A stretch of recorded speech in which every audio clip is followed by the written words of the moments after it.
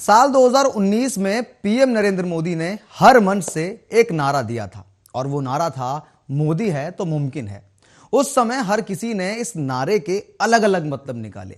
राजनीतिक विश्लेषकों ने इस नारे को अलग चश्मे से देखा तो वहीं आम जनता ने अपने अपने हिसाब से इस नारे के मतलब निकाल लिए।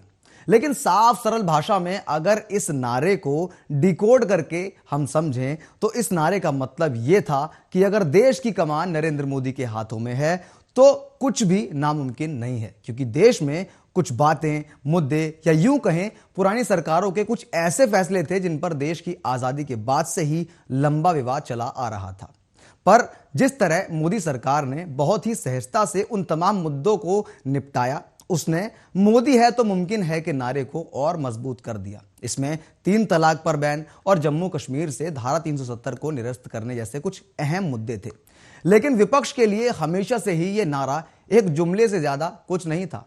लेकिन ये जो खबर आज हम आपको बताने जा रहे हैं, उसे सुनने के बाद यह भी मुमकिन है कि जो लोग मोदी है तो मुमकिन है के नारे को हल्के में लेते हों, वो भी अपने आप पर आत्ममंथन कर सकते हैं। नमस्कार दोस्तों, मेरा नाम है विकास बघेल और आप देख रहे हैं आर्या न्यूज। एक तरफ इजराइल फिलिस्तीन युद्ध, रशिया यूक्रेन वॉर दुनिया भर में महंगाई और सुस्त वैश्विक इकोनॉमी का कारण बने हुए हैं। युद्ध 2 देशों का चल रहा है, लेकिन उसका प्रभाव जो है वह पूरी दुनिया की इकोनॉमी पर पड़ रहा है।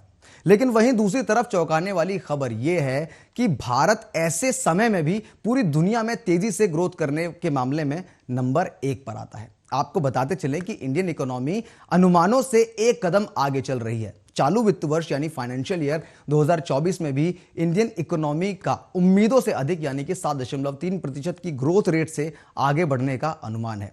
यह ग्रोथ रेट सभी प्रमुख देशों में सबसे ज्यादा है। नेशनल स्टैटिस्टिकल ऑफिस द्वारा जारी हुए पहले अग्रिम अनुमान से यह जानकारी सामने आई है। इससे पहले आरबीआई का अनुमान 7% का था। वित्त वर्ष 2023 में इंडियन इकोनॉमी की ग्रोथ रेट 7.2% रही है। वहीं नॉमिनल टर्म्स में जीडीपी ग्रोथ रेट देखें तो इसके 8.9% रहने का अनुमान है। लेकिन अब यहां सवाल यह भी है कि हम इतनी तेज रफ्तार से आखिर ग्रो कैसे कर रहे हैं, तो चलिए यह भी आपको बता देते हैं। दरअसल हमारी जीडीपी ग्रोथ में यह रफ्तार इन्वेस्टमेंट में आए डबल डिजिट उछाल के चलते हैं।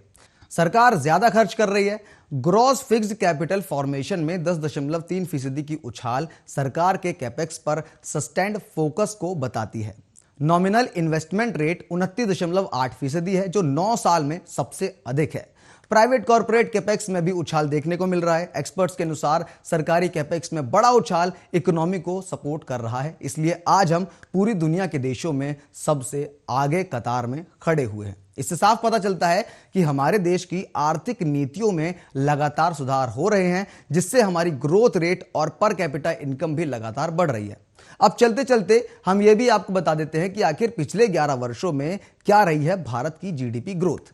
फाइनेंशियल ईयर 2013 में ये 5.5 थी। उसके बाद 2014 में ये 6.4 हो गई। 2015 में 7.4%, 2016 में 8%, 2017 में 8.3%, 2018 में 6.8%, 2019 में 6.5%। लेकिन इसके बाद आया कोरोना और 2020 में ये घटकर 3.9% हो गई। उसके बाद 2021 में -5.8% चली गई जब कोरोना अपने पीक पर था।